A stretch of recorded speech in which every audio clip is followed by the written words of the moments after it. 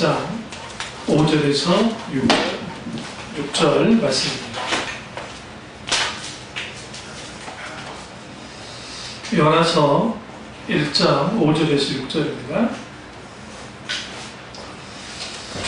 사공들이 두려워하여 각각 자기의 신을 부르고 또 배를 가볍게 하려 하고 그 가운데 물건들을 바다에 던지니라. 그러나 요나는 배 밑에 내려가서 누워 깊이 잠이 든지라. 선장이 그에게 가서 이르되 자는 자여 어찌함이냐. 일어나서 내 하나님께 구하라. 혹시 하나님이 우리를 생각하사 망하지 아니하게 하시리라 하니라. 아멘. 말씀 제목은 나는 요나인가? 라는 말씀으로 은혜를 나누려고 합니다. 나는 요나인가? 라는 말씀으로 은혜를 나누려고 합니다. 요나는 선지자 중에 아주 특이한 선지자입니다. 거의 하나님께 화를 내고 성질을 냈던 거의 유일한 선지자라고 할 수 있을 만큼 어떤 면에서 방탕한 선지자라고 할 수도 있고 어떤 면에서 아주 민족주의적인 어떤 그러한 또 선지자이기도 합니다. 하나님께 분노하고 성을 내는 선지자가 얼마나 있을까요? 성경에 거의 없습니다. 선지자 요나는 니느웨로 가라고 한 하나님의 명령을 거부하고 그가 달아납니다. 마침 그가 니느웨로 달아나는데 마침 다시스로 가는 배가 있어서 그 배를 타고 도망칩니다. 그 다시스로 가는 그 다시스는 어디냐면 지금 스페인입니다. 스페인으로 도망가려다가 이제 그가 하나님께 맡기게 됩니다. 아주 그는 화가 났습니다.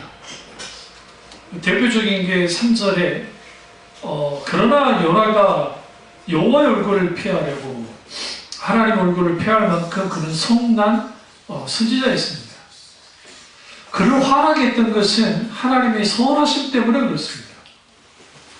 어떤 선하심이냐? 악한 자에게도 기꺼이 뭘 베푸신 하나님? 은혜를 베푸신 하나님이셨기 때문에 그것을 받아들일 수가 없었습니다. 그는 얼마 못 가서 자신의 삶, 그리고 자신의 상태, 자신의 신앙에 마주하게 됩니다.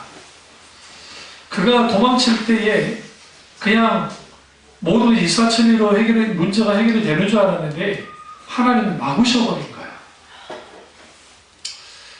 거대한 폭풍에 가로막혔습니다.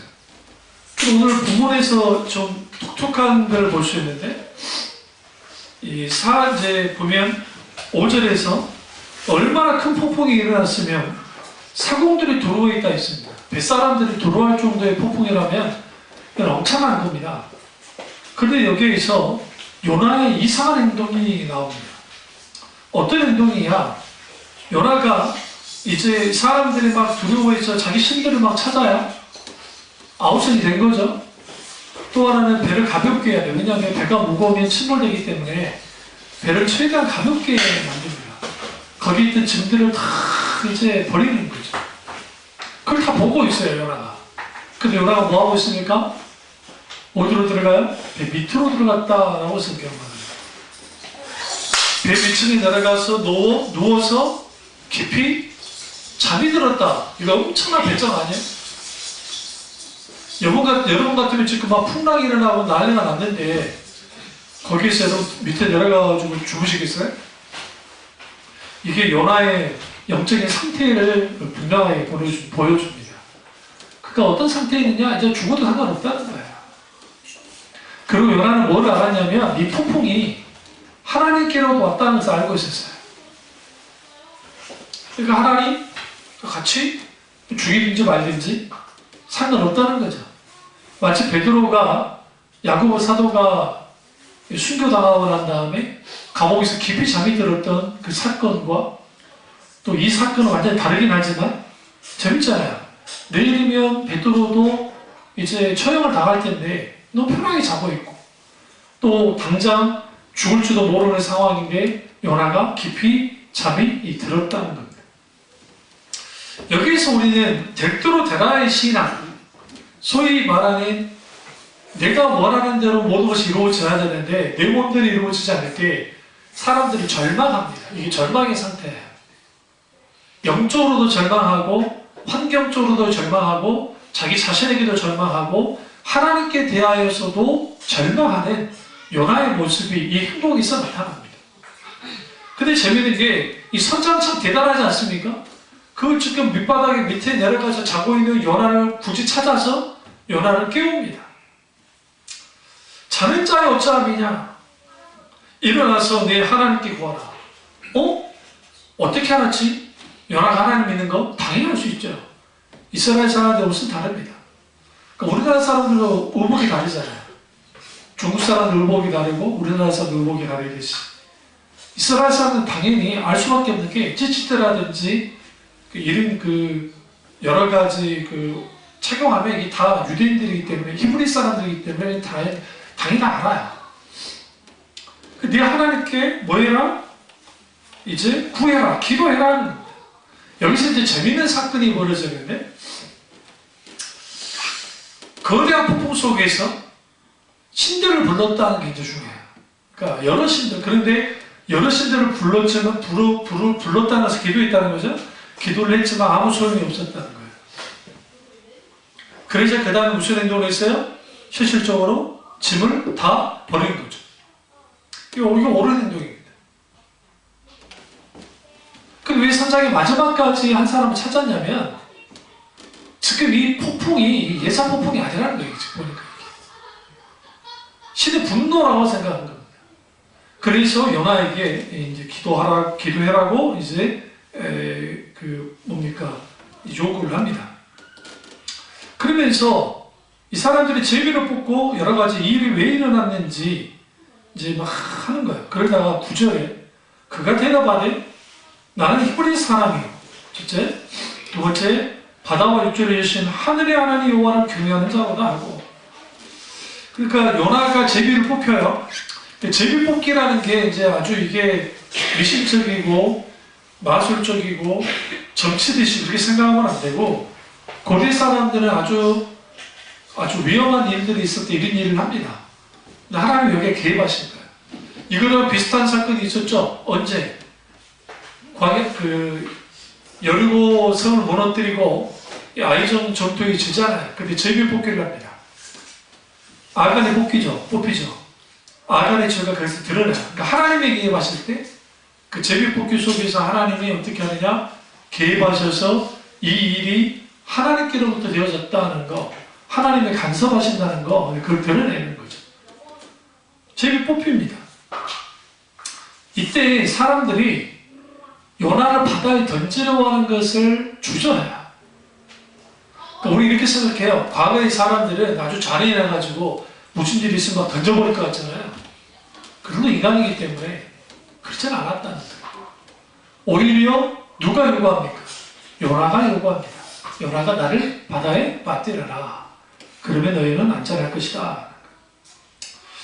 여기서 이제 자기 정체성을 드러내는데 9절에 나는 누구인가? 나는 요나인가? 라는 주제 속에서 이제 오늘 나눠야 되니까요. 나는 히브리 사람이요. 그리고 천지를 지으신 바다와 육지를 지으신 하늘의 하나님 여호와를 경외하는 자다. 이게 지금 경외하는 자의 모습입니까? 그렇지 않잖아요. 하나님을 대적하는 자죠. 그의 행동 속에서. 그러나 그가 지금 여전히 하나님을 경외한다고 생각했어요. 실제로 경외하고 다만 하나님 명령을 듣기 싫어서 피할 뿐이라는 거죠.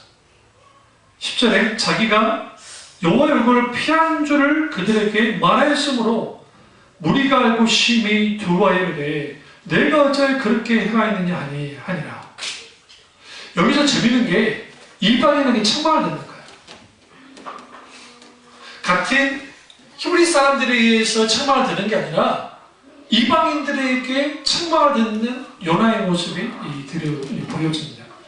우리가 신앙생활 할 때 제대로 신앙생활 하지 못하면 여러분이 믿지 않는 가족들이 너 교회 다니면서 왜 그러냐? 그거밖에 안 되냐? 라고 욕을 할 때 있습니다. 내가 크리스찬인 게 밝혀지면 우리 손해볼 일이 많아요. 평상시에는 괜찮다가 자기들이 소름을 치면 너 교회 다닌다면 그따 이러냐? 그 무기 삼아가지고. 사실 기독교인과 일반 사람들을 비교해 봤을 때 누가 윤리 도덕적으로 괜찮을 거라 생각하세요? 그래도 기독교인들이에요. 뭐냐면 세상 사람들은 기본적으로 자신의 이익 그리고 자기의 어떤 그 이해관계 속에서 되게 이익된 걸 다 쫓아요. 적어도 우리는 하나님의 생각을 해요. 죄를 짓더라도. 안 그런 사람도 많지만. 우리가 어떤 착각을 하지 말아야 되냐면, 뉴스라든지 그런 데서 뭐 어떤 목사가 사기를 쳤다느니, 장로가 있다느니, 그런 게 마치 전체가 다 그런 것처럼 막 배교를 하잖아요. 그런 것처럼, 말 그대로 우리가 좀 더 나은데, 문제는 뭐냐면, 제대로 신앙생활을 하지 못하면, 세상 사람들의 질타를 받게 되어 있습니다. 요나가 자기 정체성이 드러냅니다. 나는 히브리 사람이고 천지만물을 지으신 하나님을 경외하는 자다. 그런데 나는 말도 안 되는 소리를 하죠. 나는 뭐였다? 하나님이 내게 명령한 것을 듣지 않고 내가 피해버렸다. 그러니까 사람들이 뭐라고 그래? 네가 왜 피했냐? 하는 거죠. 너 왜 그런 일을 했느냐? 그러니까 하나님이 이렇게 진노한 거 아니냐? 라고 하는 그런 일들이 벌어지고 있습니다. 11절이 더 중요해요. 바다가 점점 흉흉해졌다. 지금도 감당하기 힘든데 이제는 더 엄청난 폭풍이, 바다 폭풍이 일어나는 거예요. 그러니까 우리가 묻는 겁니다. 우리가 어떻게 해야 되느냐? 그러니까 12절에 나를 들어 바다에 던져라. 그러나 13절을 보시면 사람들이 힘써 노를 저으면서 이제 육지로 돌리려고 몸부림칩니다. 근데 문제는 뭐냐면 바다가 그들을 향해 점점 더 흉포해지면 능히 못하니라. 지금 이런 상황에 선지자가 하나님께로부터 니느웨로 가라는 명령을 받았고 하나님의 뜻이 전달됐는데 선지자 요나가 이걸 거부하고 도망쳐서 하나님의 손에서 벗어나기를 원했는데 오히려 하나님의 손에 붙잡혀버린 거예요. 근데 그만 붙잡힌 게 아니라 그와 함께한 자들도 같이 붙잡힌 거예요. 그리고 요나의 말대로 던져야 되는데 던진다는 표현은 뭐냐면 결국은 요나가 죽음으로써 이 모든 것들을 책임지겠다고 하는 마치 가룟유다 같은 그런 행동을 하는 거예요. 소위 말하는. 가룟유다가 왜 자살을 죽었어? 이 일의 책임이 내게 있다 생각하니까 자살을 죽은 거예요. 그럼 가룟유다에게만 책임이 있습니까? 베드로는 책임이 없나요? 끝까지 자기가 지킨다 했으면서 지키지 않고 도망쳤잖아요. 우리 잘 들으세요. 우리는 하나님 앞에 책임지는 존재가 아니에요. 삶에 있어서 책임져야 될 부분이 분명히 있고 윤리 도덕적으로 그러니까 자유주의를 주셨으니까 책임 있는 삶을 사는 건 맞지만 하나님과 나 사이의 관계 속에는 내가 책임지는 존재가 아니에요. 하나님이 나를 책임지는 존재지. 이게 하나님이 나의 주권자라는 의미예요. 굉장히 중요해요. 아담과 하와가 타락했을 때 그들이 자기 자신이 자기를 책임져야 했다고요. 하나님 선배에서. 인간은 그렇게 창조되지 않았는데 인간은 하나님이 절대적으로 우존하도록 창조됐는데 내가 내 자신을 책임지겠다는 거죠. 내 인생을 내가 책임질 수 있을 것 같습니까? 안 돼요. 내가 뭐 건강하고 잘 나가고 막 될 것 같은데 요즘 뭐 수명이 많이 늘어났지만 기분이 딱 40살만 딱 넘어가면은 몸이 달라져요. 굉장히 중요해요. 신기하지 않으세요? 의학이 발전하고 했어도 마흔이 딱 넘어가는 순간 몸이 달라집니다. 여자들이 가장 꽃 피울 때가 23살 전까지잖아요. 23살이 딱 지나고 좀 더 잡아주면 30살까지 잡아줍시다. 요즘 워낙 화장품도 좋아지고 여러 가지 뭐 좋아졌으니까. 그러다 30살 이후가 딱 되어지면 아무리 예쁜 연예인들도 배우들도 하나씩 시들어요. 남자 배우도 마찬가지. 그러니까 한계는 인생이잖아요. 인간은 자기 자신을 책임질 수 있는 존재가 아니야. 근데 연하가 책임지겠다는 것도 이게 일종의 뭐냐면 자기 의를 드러내는 거예요. 하나님, 이들을 이렇게 하지 마세요. 왜 나 때문에 이렇게 하시죠? 여기는 그렇게 말하지 않고 속에서 사람을 던지라고 해서 내가 하나님 앞에 책임질 테니까 너희는 던져. 내가 선지자로서 자살을 할 수 없으니까 네가 던져주라는 거죠. 그래서 실제로 이제 하는데 사람들이 어떻게 그렇게 못하잖아요. 일단은 왜 못했냐? 이 사람들이 착취자느냐? 그것보다는 선지자이기 때문이니까. 선지자를 건들면 자기들은 잡아들일 수 있다는 생각을 하고 있었기 때문에 그것도 있었고, 또 하나는 인간적으로 그렇게 한다는 게 좀 그랬으니까. 그런 상황에서 그들이 계속 이제 하는데 재밌는 일이 벌어져요. 14절에 무리가 여호와께 부르짖어 이르되 여호와여 구하고 구하오니 이 사람의 생명이 있다 우리를 면하시지 마옵소서. 무죄한 피를 우리에게 돌리지 마옵소서. 주 여호와께서는 주 뜻대로 행하심이니이다 하고. 이게 요나의 기도해야 돼요. 이게 요나의 기도해야 된다고요. 성경에 요나가 풍랑을 만나면서 기도했다는 기록이 없습니다. 신기할 정도. 하나님을 대적하는 사람들의 특징이 기도가 없습니다. 기도하지 않습니다. 기도를 필요로 하지 않습니다. 기도할 이유가 없습니다. 왜 그러냐면 이미 하나님의 뜻으로부터 벗어났기 때문에.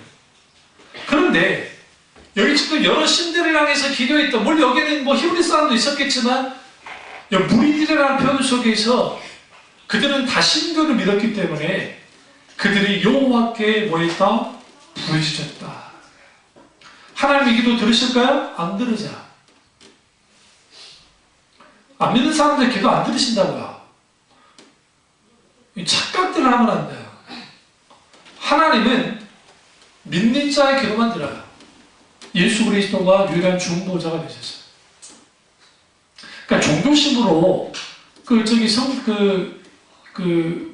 이스라엘 유럽에 엄청난 큰 성당들을 가가지고 카톨릭 신자도 아닌데 거기서 뭐 총 긋고 막 기도하는 사람도 있잖아요. 뭐 성모 마리아든 뭐 예수님 기도하는데 그 백날 해보세요. 유일한 중보자는 예수님이신데 하나님의 자녀만 기도할 수 있어요. 그러니까 기도는 우리에게 특권이에요. 특권.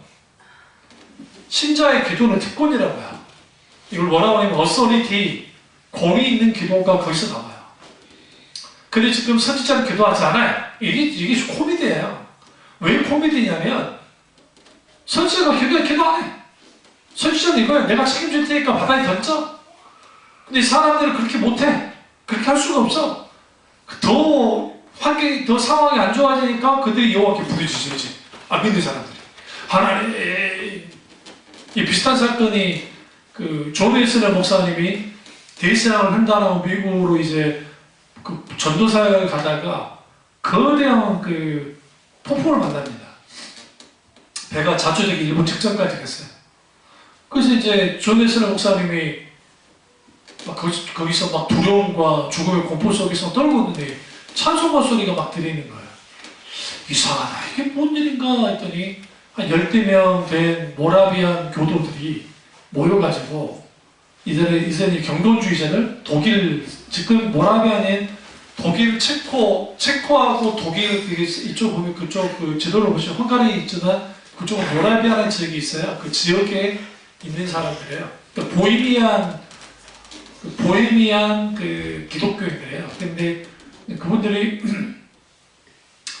너무 평온하게 기도하고 찬양하고 있는 거예요. 그 목사님이 충격을 받아가지고 그들에게 물었어요. 당신들은 뭐가 그렇게 평안하길래 이제 거기서 다 물에 빠져 죽을 수도 있는데 그러십니까? 그들 중에 한 사람이 크게 말하는 거예요. 뭐가 그렇게 두렵습니까? 당신은 두렵지 않습니까? 왜 두렵습니까? 우리가 하나님을 믿고 있고 영원하신 하나님이 살아계시는데 설사 우리가 여기서 빠져 죽는다 할지라도 천국에 갈 것이고 여전히 살아서 사신 하나님 우리를 구원하실 거다. 그러니 그렇게가 떨 필요 없다. 거기 충격받은 거예요. 무사히 배를 겨우 돌려서 영구로 돌아옵니다.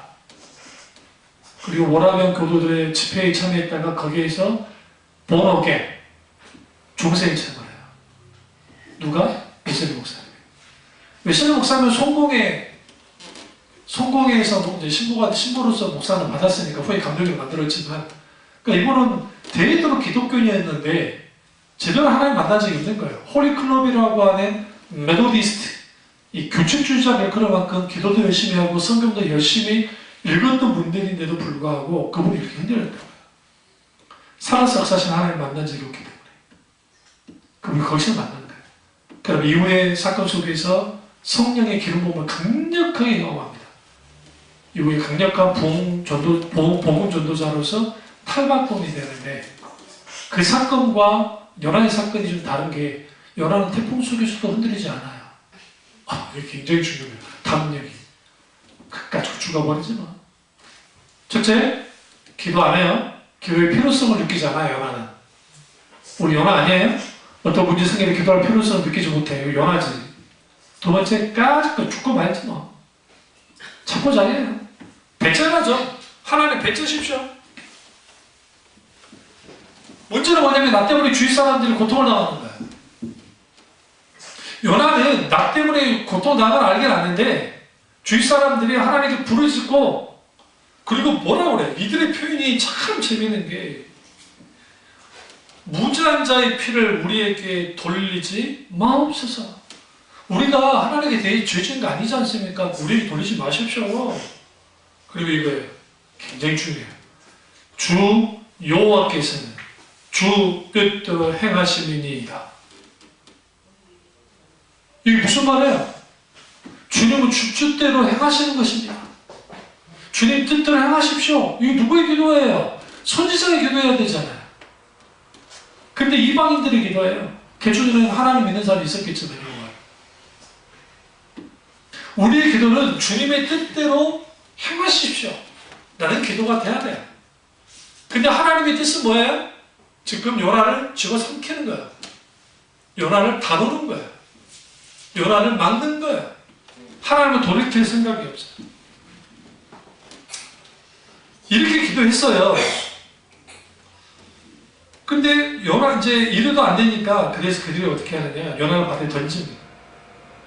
그때 16절 보세요. 그 사람들이 여호와를 크게 두려워하여 여호와께 제물을 드리고 서원을 하였더라. 그러지 않겠어요? 막 폭풍이 일고 난리가 났는데 요나를 탁 던지니까 세상에 갑자기 폭풍이 그쳐버려요. 왜 제물을 드리고 서원을 했느냐?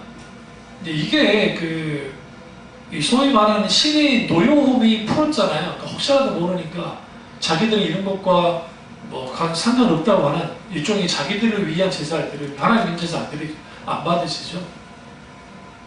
여기서 우리는 이제 나는 요나인가라는 말씀을 가지고 이제 쭉 볼 텐데, 여기에 하나님과 평행성을 딱 보여요.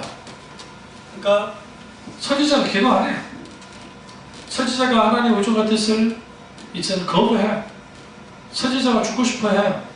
선지자가 모든 것을 책임지려 해요. 그러니까 우리가 하나님 앞에 책임지라는 모든 것들이 아주 큰 죄예요. 사실. 그러면 책임 없는 사람을 살아가는 거냐? 그건 아니에요. 그럼에도 불구하고 우리는 모든 것들 하나님이 늘어나야 되는 거예요. 요나는 기도도 하지 않고 여전히 하나님을 찾지도 않는 그런 상태에 있었습니다. 그래서 하나님은 큰 물고기를 예배하셨고 요나를 삼키게 합니다. 그러니까 이제 여기서 이제 많은 사람들이 이게 상식적으로 큰 물고기가 삼키면 그 안에 살 수 있나? 일단 공기가 문제고, 또 하나는 위액이죠, 위액. 위액이 모든 걸 녹여버리니까. 이게 살 수 있느냐? 하나님 예배인데, 그러면 이 물고기는 뭐냐? 그래서 어떤 사람은 이게 공룡이다, 바다 공룡이다, 큰 고래다. 많은 분들이 이제 고래로 보는 게 하는데, 피노키오가 그냥 나온 게 아니에요. 이걸 다 모티브 돼가지고 다 나온 거죠. 피노키오는 심지어 그 안에서 못 익혀요? 처음부터 켜. 절대로 불이 안 붙어요. 산소가 있어야지 붙지, 거기. 근데 이제, 많은 신학자들이 요나가 반아사 상태에 빠진 겁니다. 그러니까 의식은 있지만, 완전히, 그러니까 몸은 다 거의 죽은 것 같은 상황 가운데 하나님이 이제 둔 거예요. 그 표현이 어떻게 할 수 있냐면, 그가 수홀에 있다라는 표현을 써요. 그러니까, 2장 2절. 수홀의 뱃속에서 부르짖었더니 라는 표현을 써요. 여기서 수홀은, 히브리어로 이 수홀은 이 단어 자체가 뜻이 음부라는 뜻도 있고 지옥이라는 뜻이 있습니다. 그러니까 그가 마치 지옥에 들어간 것처럼 그 수홀에 혹은 하데스라는 그 헬라어 단어 지옥과 말인데 이 수홀의 진짜 의미는 뭐냐면 끝없이 떨어지다는 의미예요. 우리 타락했다는 표현이 fail인데 그 fail이라는 영어 단어가 떨어지다는 뜻이에요. 하나님께로부터 끝없이 떨어져 나가는 거 이게 주예요. 타락이. 똑같이 그렇게 된 거죠. 깊은 흑암 속에 들어갑니다. 깜깜함 속에. 이때 비로소 기도한 겁니다. 보세요. 우리가 신앙생활하면서 매 맞기 전에 먼저 기도해야 돼요. 매 맞을 때 기도해야 돼요. 그러다 보면 하나님을 더 강하게 밀어붙여. 그 사람을 뭐하게 회복시키려고 만지십니다. 하나님의 뜻이 이거예요. 하나님 뜻을 거부했어요. 도망치면 끝날 거라 생각했어요. 근데 도망치면 이게 시작했어요. 이제. 그 고생이 시작됐잖아요. 모든 것의 시작은 요나가 니느웨로 가지 않고 다시스로 도망치는 그 상황 속에 모든 게 시작됐어요. 그런 끝이라 생각했죠. 그럼 아마 그랬을 거예요. 그가 도망가는 루트는 요파 항구밖에 없어요. 그 요파 항구를 가야 거기로부터 대서양으로 들어가기 때문에 지중해를 건너서 대서양으로 들어가기 때문에 그러니까 그걸로 도망쳤을 거예요. 그럼 그렇게 하지 못했다. 도망도 못 치고 더 재미있는 거는 육주로 들려있다잖아요. 그럼 얼마나 많이 갔겠어요? 그렇게 많이 간 것 같진 않아요. 도망치는 게. 하나님 붙잡아 놓으니까 그게 망망대해든 육주가 보이지 않는 망망대해든 그런 거 상관없이 뭐예요? 붙들려가지고 거기에서 이제 그가 큰 고통 가운데 있게 됩니다. 여기서 쭉 하나님께 이제 기도하죠. 여기서 우리는 뭘 알 수 있냐면 하나님의 부르심의 자리로 달려가야 되는데 돌아가야 되는데 그냥 돌아가지 못합니다. 어떻게? 철저한 하나님 회개를 요구해요. 그래서 여기서 이제 물고기 뱃속에서 그가 회개합니다. 하나님께. 돌이킵니다. 그러자 그 10절에 2장 10절 여호와께서 큰 물고기에게 말씀하시매 요나를 육지에 토하니라. 이제 육지에서 이제 육지에 있게 되죠. 그리고 이제 다시 하나님 말씀이 되게 임해요. 어쩔 수 없이 니느웨로 갑니다. 당한 거 아니에요. 니느웨는 그 위쪽에 있으니까 그냥 위로 쭉 올라가면 돼요. 그러니까 그 북쪽으로 있기 때문에 어차피 요나는 북이스라엘 선지자였기 때문에 그 위쪽에 있어요. 그래서 쭉 이제 걸어서 올라가야 됩니다. 그리고 3절에 요나가 하나님 말씀대로 일어나서 니느웨로 갑니다. 여기서 우리는 그가 극적 생존을 하고 니느웨로 향해 가죠. 여기까지는 참 괜찮아요, 스토리가. 아, 이제 걔가 천산했구나. 참 괜찮구나. 근데 이제 여기서 이제 뭐가 문제가 생기냐면, 3절에 요나가 여호와의 말씀대로 일어나 3장 3절에 니느웨로 가니라. 니느웨는 사흘 동안 걸을 만큼 하나님 앞에 큰 성이 되었더라. 이 말은 무슨 말이냐면 성이 얼마나 컸으면 내가 3일 동안 걸어야 되는 성이에요. 우리 좀 오해하는 게 도시성곽이 있잖아요. 도시성곽이 우리나라가 제일 커요. 그러니까 우리 한강이 아니라 우리 성곽 도성이 있잖아요. 요즘 공원 많이 만들었잖아요. 낙산이고 어디고 뭐 예, 저 청와대 뒤쪽으로 막 그러니까 지금 숭례문, 지금 동대문, 또 저 광해문은 거기다 치고 지금 남산 이리까지 전체 아우러지는 이 성곽의 이게 전 세계적으로 이렇게 큰 데가 없어요. 물어봅시다. 유럽 갔지만 뭐 엄청난 성 보셨어? 성곽 있는 거? 별로 없어요. 우리는 왜 못 보냐면 도시가 다 막고 있으니까 그래요. 근데 이제 그 북악 스카이웨이라든지 그쪽 쭉 보면 다 연결을 시켜놨잖아요. 다 복원을 해가지고 이렇게 됐잖아요. 이게 엄청나게 큰 성이에요. 그러니까 왜냐면 우리는 지금 한양에다가 도읍을 해놓은 그 자체가 지금 산을 다 연결시켜가지고 있기 때문에 그 방배할 수 있는 성벽을 어마어마하게 큰 거예요. 근데 니느웨 성이 얼마나 컸으면 3일 동안 돌아다니고 힘들 만큼 컸다잖아요.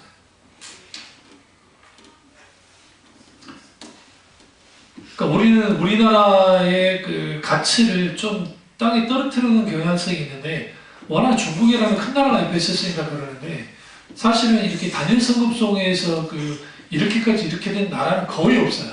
그것도 평지에. 저 사실 여기 다 평지잖아요.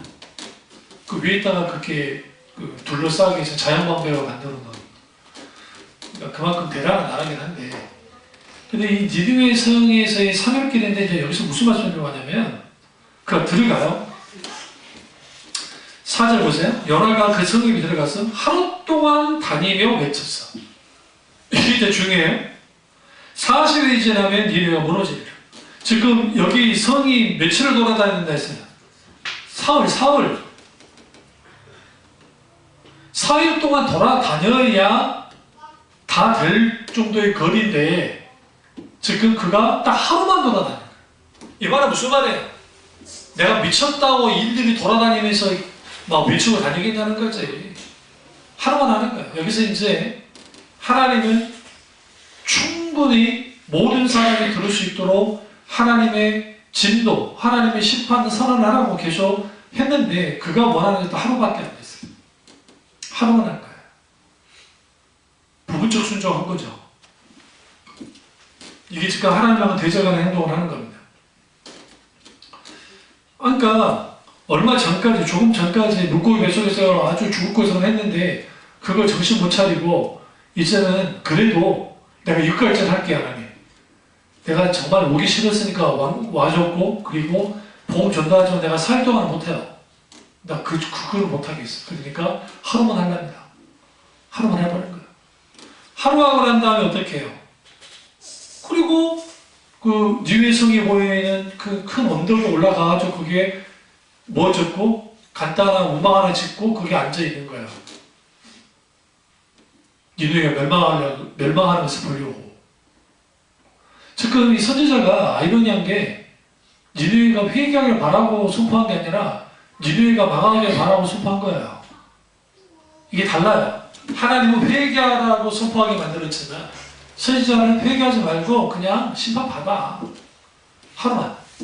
그럼 왜 사람끼리 안 돌아다니까? 사람들이 회개하는 사람이 더 많아지면 안 되니까.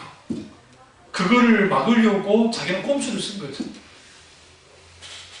근데 의의 반응이 나는 겁니다. 어떻게 나냐면 5절에 니느웨 사람들이 하나님을 믿고 금식을 선포하고 높고 낮은 자를 막론하고 굵은 베옷을 입은 자라. 심지어 니느웨 왕에게 들려요. 왕까지 뭐예요? 제 위에 앉아버려요. 왕이 회개해버려. 대신들 당연히 따라가죠. 심지어는 여기에 지금 금식을 선포했으니까 이 모든 여기 짐승이든 굵은 베옷을 입은 사람이 8절 보세요. 사람이든 짐승이든 다 굵은 베옷을 입을 것이요 힘써 하나님께 부르짖을 것이며 각기 악한 길과 소돔행한 강포를 떠날 것이라. 왕이 그래버리는 거예요. 엄청난 회개를 한 겁니다. 그들이. 이런 회개 보셨어요? 한 나라가 이렇게까지 회개하는 거? 거의 보기 힘들잖아요. 놀랍게도 선지자 요나가 붕을 일으켰어요. 그럴 의도가 전혀 없어요. 그런 마음도 없고 이거와 똑같아요. 원수 일본에 가가지고 안수호 목사가 나 가기 싫은데 뒤지게 하나님께 맞고 가가지고 대충 가가지고 도쿄에서 당신들 40일 후에 멸망한다라고 돌아가면 갑자기 일본 이란부터 시작해가지고 지금 아베 꼴보기 싫은 아베까지 회개하면서 하나님 막 해버린 거예요. 다 돌켜버리는 거죠. 억장이 무너져요. 누가 억장이 무너져요? 선지자가 억장이 무너져요. 이게 아주 코미디인 게 하나님과 요나가 아주 달리 움직여요. 계속. 아주.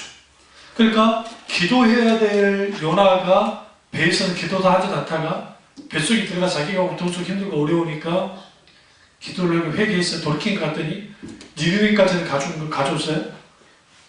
그렇잖아. 우리 누군가 용서한다고 기도를 했지만 막상 그 사람 보면 열받 안 나요? 아까 나한테 잡은 사람이 그 사람을 기도를 했고 안 볼 때는 다 용서한 것 같은데 막상 내 눈앞에 나타나면 막 끌어올라요. 과거의 기억이 생각나가지고. 남자들은 대부분 군대에 대한 상처를 하나씩 갖고 있는데 그게 뭐냐면 군대에서 당했던 안 좋은 일들 그런 기억이 남아요. 그러니까 저도 하나 겪은 적이 있고 이전에 말했던 몇 번 겪은 게 그게 지금 벌써 제가 군대를 제대한 지가 30년이 거의 28년 뭐 30년 가까이 되잖아요. 그런데도 생생해요. 그때 그 기억이.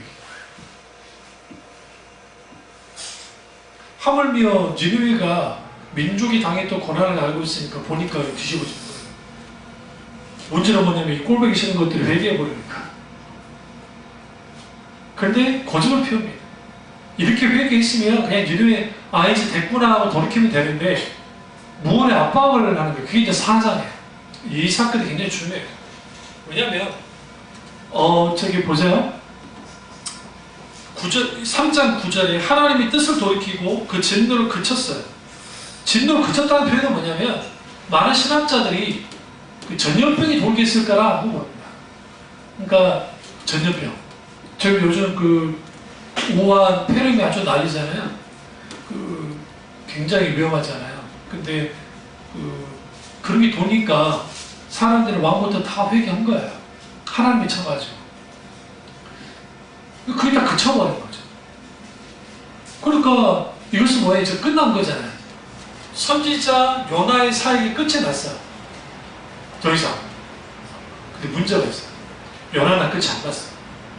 그러니까 하나님은 이제 다 끝났어요. 하나님 하실 일을. 근데 요나는 끝이 안 났어요. 왜 끝이 안 났어요? 그럴 수 없어요. 그래서 그 4장을 보시면 4장 2절을 보시면 그러니까 1절 2절 요나가 매우 싫어하고 성내며 여호와께 기도하 이르되 이 기도예요. 여호와여 내가 고국에 있을 때에 이러하겠다고 말씀하지 아니하셨나이까. 그러므로 내가 빨리 다시스로 도망하여 싸우니 주께서는 은혜로우시며 자비로우시며 노하기를 더디하시며 이내가 크시사 뜻을 돌이켜 재앙을 내리지 아니하시는 하나님인 줄 내가 알았음이니 여호와여 원하겠는데 이제 내 생명을 거두어하소서. 사는 것보다 죽는 것이 내게 나음이다 아니.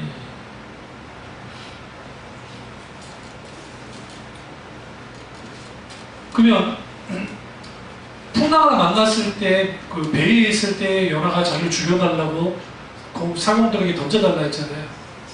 그쵸? 그러잖아요. 죽여달라고. 물을 던지는 것은 뭐 요나가 뭐 물고기를 하나님 미리 예비해가지고 뭐 하실 것도 알고 있었나요? 아예 모르고 있었어요.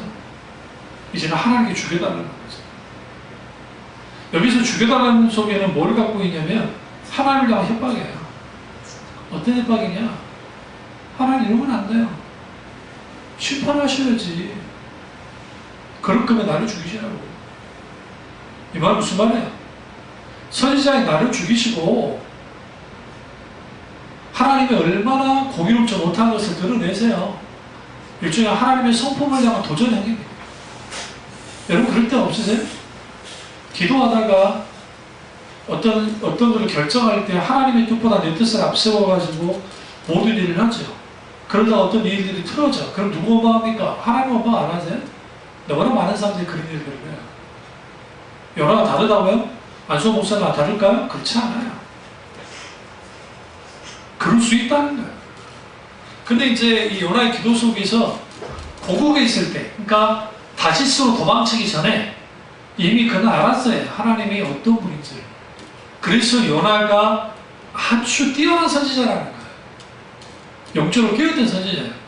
뭐가 문제였느냐? 하나님의 뜻보다는 자기 뜻을 내세우는 게 문제였고, 자기 아직과 고집을 내세우는 게 문제였던 겁니다. 그게 민족이라는 이름 하에서, 애국이라는 이름 하에서. 그래서 이제 이렇게 화를 냈는데, 이거는 이제 이게 두 사건이 두 사건 속에서, 여기 두 사건이 일어나요. 이제 4장에. 하나는 심판하지 않는 모습으로 성을 냈잖아요. 그러니까 이제 5절을 보시면 요나가 성읍에 나가서 성읍 동쪽에 앉아서 거기에 자기를 위하여 초막을 짓고 성읍에 무슨 일이 일어나는지 보려고 그늘 아래 앉아있던 겁니다. 지금 끝났어요? 안 끝났어요? 끝났다고요. 하나님 뜻을 거짓했잖아요. 근데 이제 요나가 뭘 감행했어요? 하나님께 협박했잖아요. 나 죽이세요. 저 멸망 안 시키겠면 나를 죽이세요. 나를 죽이든지 멸망시키든지 양자택일 하십시오. 요나는 잘 알고 있어요. 하나님이 자기를 죽이지 않을 거. 왜? 묻고 배수를 살려주셨는데. 협박하는 거야. 그러니까 하나님, 여기서 요나는요, 이렇게 생각하셔야 돼요. 개인 요나나만 보면 안 돼요. 북이스라엘 전체야. 내가 북이스라엘 전체요, 지금. 이스라엘 민족 전체로서 내가 썼어요, 하나님. 나 죽이세요. 하나님은 하나님 택함에서 죽인 거 똑같으니까. 그래도 안 죽이실랍니까? 협박을 강요하는 거예요. 그리고 행동의 언어로서 보여줍니다. 초막을 짓고 올라가서 니누에게 무슨 일이 벌어진가? 망하는 걸 보고 싶다는 거지. 앉아있는 거예요.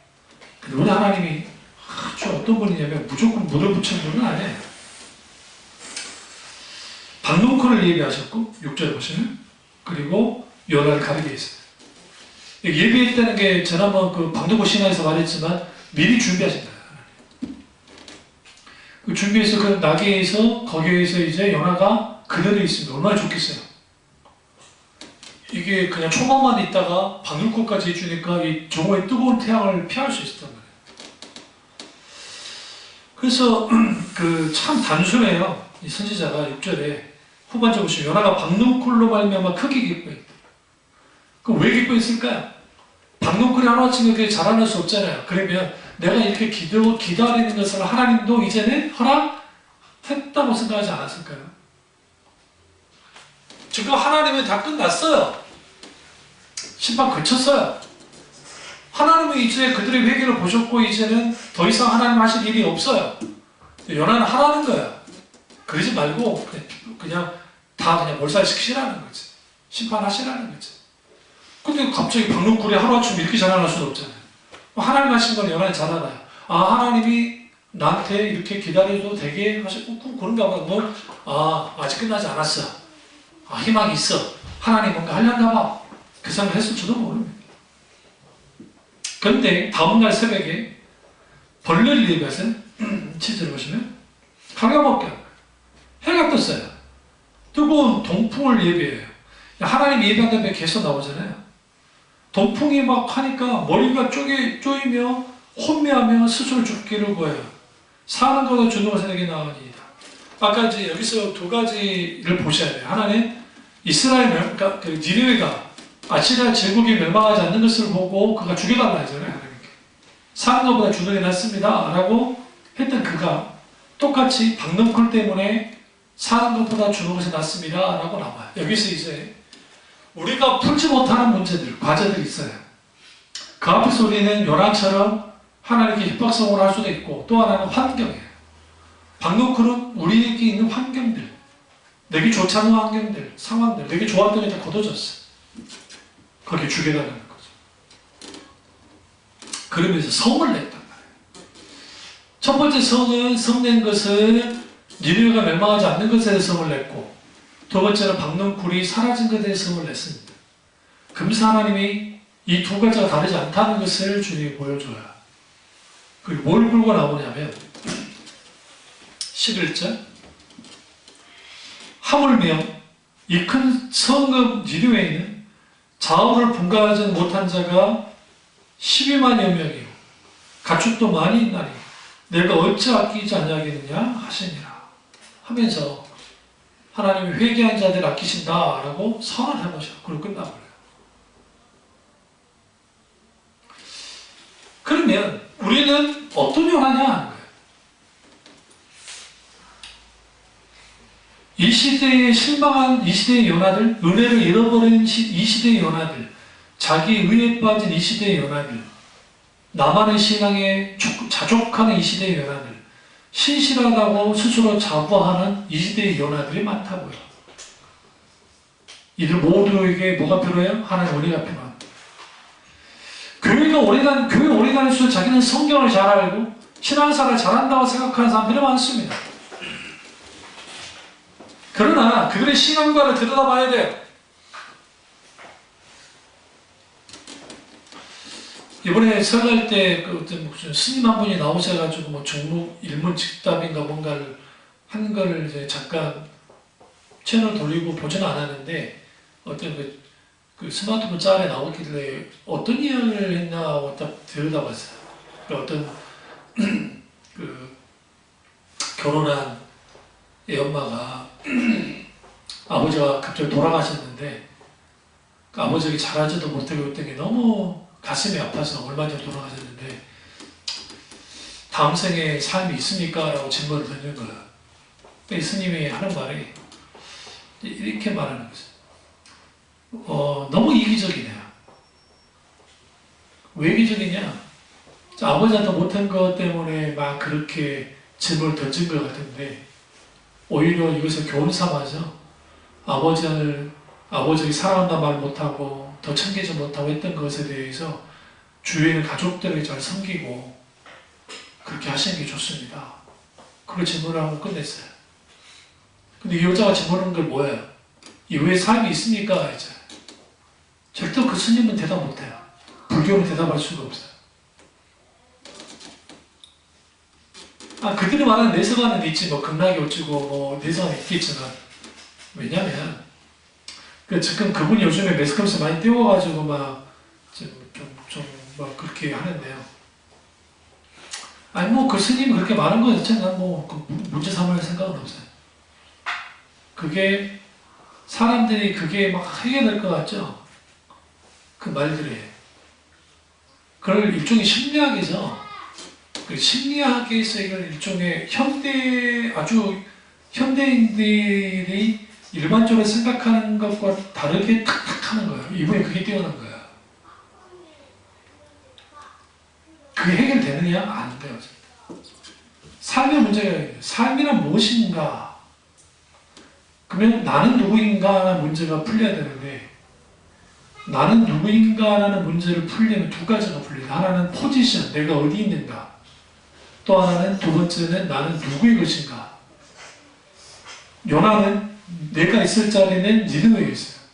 근데 그럼 다시스를 원했고 나는 누구인가? 나를 위한 하나님인가? 하나님을 위한 나인가에서 요나는 나를 위한 하나님이셨어야 돼. 민족을 위한 하나님 되어야 됩니다. 당신. 그러니까 하나님의 것이 되지 않은 거예요. 요나가. 우린 다 요나가 될 수 있는 게 하나님이 원하는 것은 여기에 이거예요. 그런데 우리는 이게 원치 않다고 생각하고 우리는 다른 걸 해요.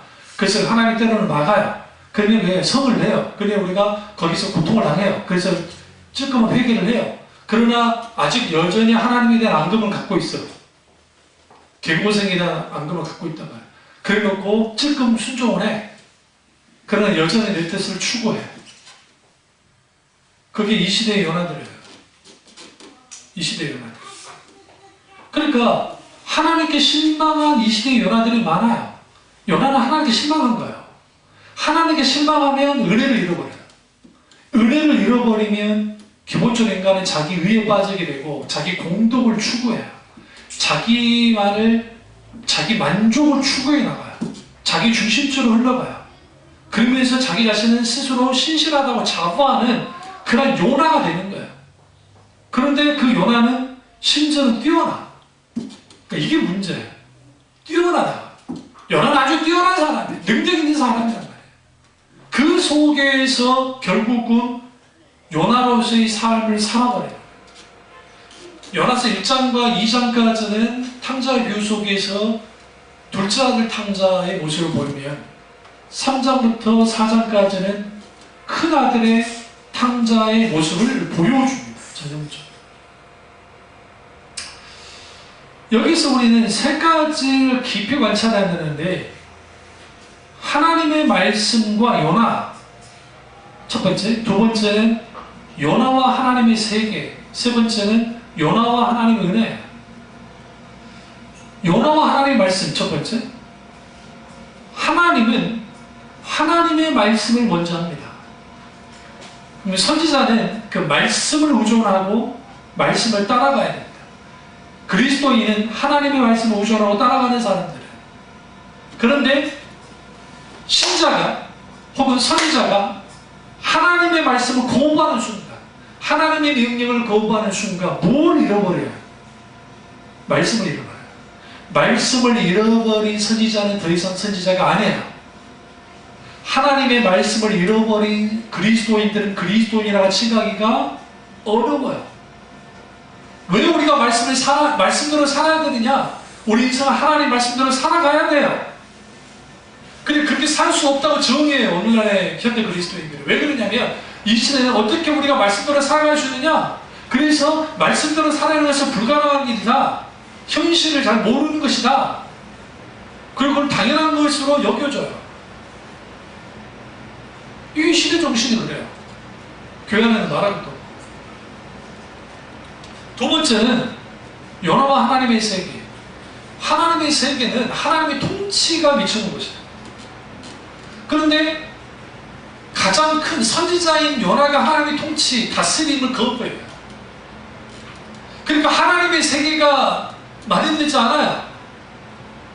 여러분의 가정이, 우리 교회가, 우리 민족이 하나님의 세계가 돼야 돼요. 그러려면 하나님의 통치와 다스림이 있어야 되는데 지금 그 통치권을 거부한다고요. 왜? 주권 싸움을 하니까. 요나는 자기 원하는 대로 움직여지는 하나님, 내가 만든 하나님, 내가 원하는 하나님이 되기를 원하는 거야. 누구처럼 이방인의 신에게 기도했다가 결국은 힘 있는 여호와 신을 만나니까 여호와 신에게 제사하는 사람들처럼 자신에게 도움이 되고 뭔가 문제를 해결해 주는 하나님을 원하는 거예요. 다만 내 뜻을 거스르면 안 돼. 그러니까 요나는 내 뜻을 거스르면 안 되는 하나님이에요. 우리 그러지 않습니까?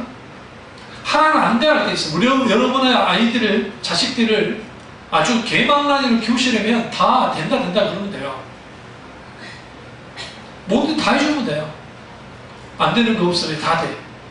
가장 미련한 게 뭐냐면 자식들을 위해서 능력도 안 되는데 해외여가 다 보내는 거예요. 빚 다 내가지고. 그 무슨 착각한 줄 아세요? 돈 하면 효도해주겠지. 안 해요. 부모 사는 꼴이 구질구질하다고 생각해요. 왜? 자기 때문에 돈을 엄청나게 허비해가지고 그렇게 사는 거예요. 진짜로 그런 사람들 많아요. 굉장히.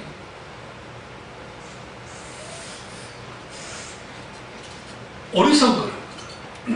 아니 물론 어느 정도 해주는 건, 희생해서 해주는 건 그럴 수 있다고 생각하는데, 그래서 오늘 문제는 뭐냐면 우리가 하나님께 요나가 희생을 요구하는 거예요. 어떤 희생을 요구하냐면 이제 하나님의 뜻을 거두어야 됩니다. 하나님의 뜻은 니느웨가 회개하면 용서하는 것이고 니느웨는 회개했고 하나님 용서했어. 근데 그것만으로도 주님은 뭐 해야 돼? 거두세야 돼. 아주 굵직하게 나가는 거예요. 지금 이 요나가 아주 무서운 사람이에요. 왜 무서운 사람이냐면 하나님의 뜻을 꺾어버리려고. 모세가 하나님의 뜻을 꺾은 적 있어요? 성경 보세요. 없어요. 다윗이 꺾은 적 있어요? 없어요. 감히 꺾으려 하지 않았어요. 아니 심지어는 다윗이 에돔이라는 나라가 얼마나 힘들게 있으면 에돔은 나의 목욕통이라 했잖아요. 목욕통. 근데 하나님이 에서에서 에돔 족속에 나왔잖아요. 그들을 진멸시키는 걸 원치 않았어요. 무슨 말이냐? 다윗이 힘이 없어가지고 에돔을 놔둔 게 아니라고요. 그 시대에 다윗은 어느 나라냐면 군대만 250만이 넘어요. 우리나라가 70만이에요. 지금 60 몇만, 67만밖에 안 돼요. 예비군까지 합하면 한 300만 되고. 근데 그 350만이거든요. 근데 그 250만이면요. 지금 그게 뭐 에도만이나 이집트안이나 그 북쪽에 있는 지금 그 수메르 지역에 있던 이후에 그 나온 뭐 여러 족속들이 나온 그 북방 그 나라들 있잖아요. 그 나라 다 쓸어버릴 수 있어요. 왜 다윗이 정복군주를 안 간 줄 아세요? 그러니까 징기스칸이든 뭐 진시 왕제든 나폴레옹이든 뭐 알렉산더든 다 이들은 다 정복군주로 갔죠. 왜냐하면 자기가 신이었기 때문에요. 내가 신적인 존재, 내가 진정한 왕 중의 왕이라 생각했기 때문에 다윗은 알았어요. 자기가 위대한 왕이 된 건 사실인데 하나님이 계신다는 거였어요. 그걸 하나님은 그런 왕을 원치 않았다고요. 그래서 그가 한 것은 딱 하나예요. 아브라함이 종과 횡으로 벗죠. 그 용토까지만 넓혔어요. 주신다고 약속한 땅. 그러니까 다윗 때 비로소 아브라함이 약속이 있던 땅이 그때 비로소 얻어져요. 힘이 없어서가 아니라 충분하게 있었어도 불구하고. 왜인 줄 아세요? 다윗에게 있어서는 하나님이 가장 소중한 거였어요. 자기가 위대한 왕이 되는 게 아니라. 요나에게서 중요한 건 뭐냐면 민족의 안정과 번영이에요. 니느웨의 멸망이에요. 그러니까 자기는 뭐 해야 돼요? 당연히 니느웨는 멸망해야 돼. 그러니까 하나님의 세계, 하나님의 통치보다는, 하나님의 다스림보다는 뭐가 돼야 돼요? 그 민족이 더 세워지는, 그걸 원하는 거죠. 그리고 세 번째는 여러와 하나님 은혜예요. 하나님의 은혜가 어떠다는 것을 너무 잘 알았어요. 4장 2절에 쭉 기도하면 나오잖아요. 은혜로우시며 자비로우시며 노하기를 더디하신다. 근데 역설적이게도 이것 때문에 요나가 살아남습니다.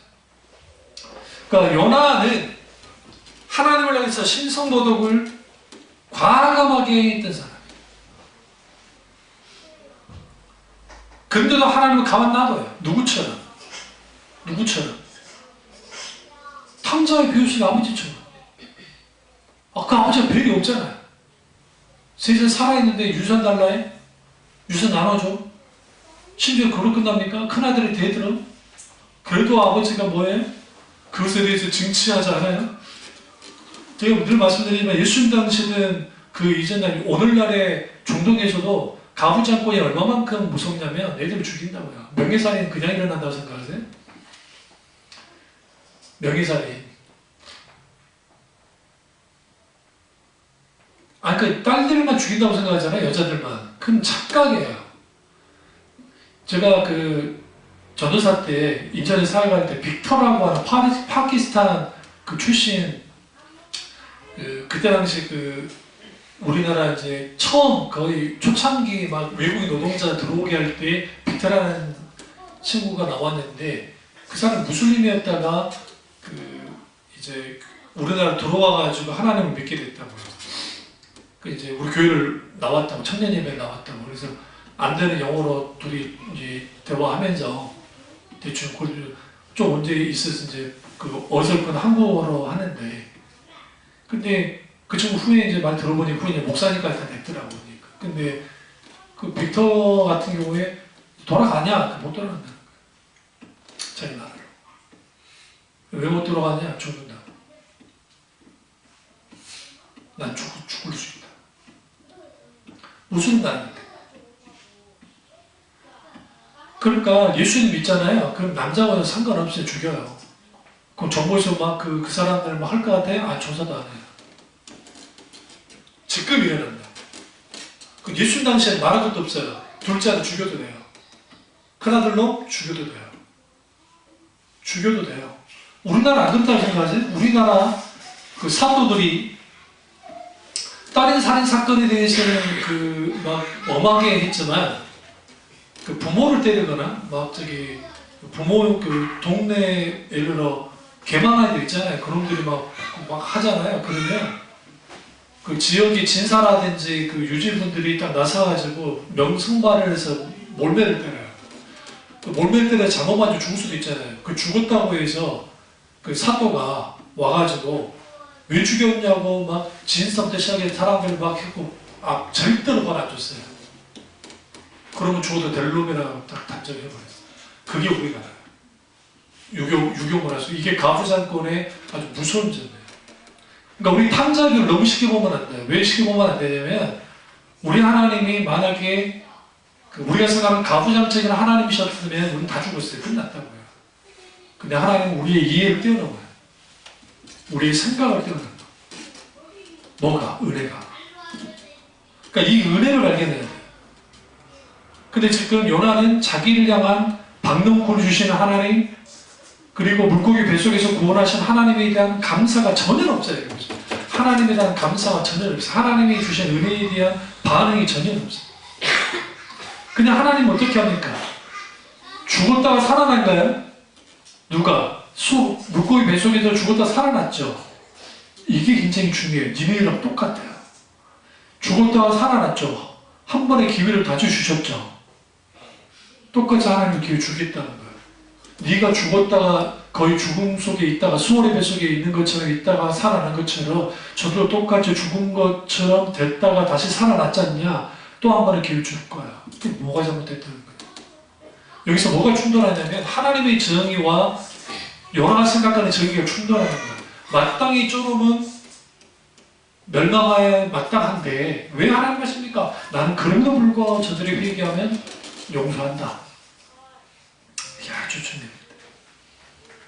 그래서 이 요나가 여기서 이제 우리가 좀 알아야 게 이제 다음에 제가 조금 더 이어서 이제 나는 요나인가 하면 다루겠습니다만은 그럼 여기서 문제는 뭐였냐? 우리가 이 요나가 되지 않으려면 하나님의 본심을 바로 이해해야 돼요. 왜 하나님이 내게 이런 일들을 감당하게 만들어졌을까? 하나님의 본심을 이해하지 못하니까 우리는 여러 소설을 써요, 혼자. 여러 스토리를 쓴다고. 그러니까 누구처럼? 요나처럼. 요나는 90년 후에 니느웨가 멸망할지를 몰랐어요. 근데 니느웨가 멸망할 때, 요엘 때 이제 멸망을 하는데 니느웨가 그 아시리아 제국이 어느 정도로 멸망하면 그게 끝나버렸어요. 거의 파괴됐어요. 완전히 파괴됐어요.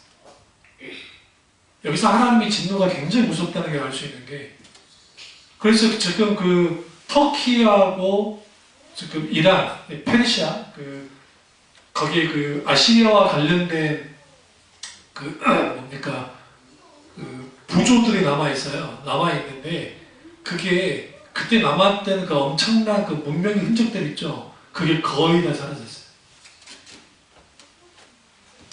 후에 페르시아가 나오고 바벨론 제국이 나오면서 이게 역사의 아이러니예요. 왜 하나님이 그렇게 만들었느냐? 하나님의 역사를 주관한다는 거죠. 그러니까 우리는 바로 앞에 문제만 보지만 하나님은 우리의 모든 것을 보고 반응하시기 때문에 우리는 안 맞을 때가 있어요. 그러니까 하나님 본심을 이해할 때는 그거예요. 오늘 내가 원하는데 안 되는 하나님이 뭔가 분명하게 뜻이 있다는 것을 우리는 이해해야 됩니다. 우리가 연하인지 아닌지 스스로 살펴보시고 내가 정말 연하같이 되지 않고 다윗처럼 모세처럼 하나님께 순복하는 저와 여러분 되시는 주님으로 축원합니다. 기도하겠습니다. 정말 기도하실 때 이 말씀이 나의 말씀이 우리 말씀이 되기를 기도하겠습니다. 사랑해 주옵소서. 우리 주님과 함께해 주옵소서. 이 말씀이 나의 말씀이 되기를